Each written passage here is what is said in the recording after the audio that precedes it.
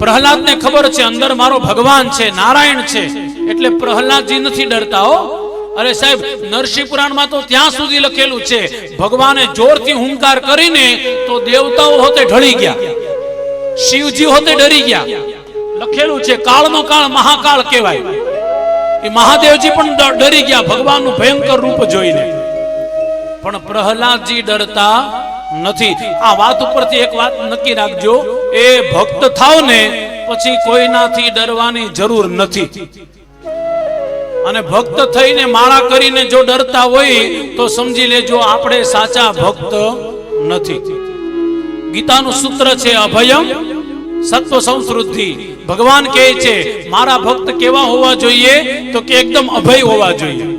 જે વાત વાતમાં ડર્યા કરે એ ભક્ત મને ગમતો નથી. ભગવાનને કોણ ગમે છે? જે અભય છે. અભય કોને કહેવાય? વાહ, આ પેલું સૂત્ર થયું. જેનામાં ભય નથી એને અભય કહેવાય. બીજું તો કે જેને મોતની પણ બીક નથી.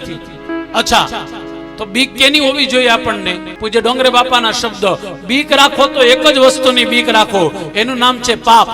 પાપ કરતા કરતા માણસે બીવું જોઈએ, કારણ કે પાપ કરશો એની સજા મળશે મળશે ને મળશે જ.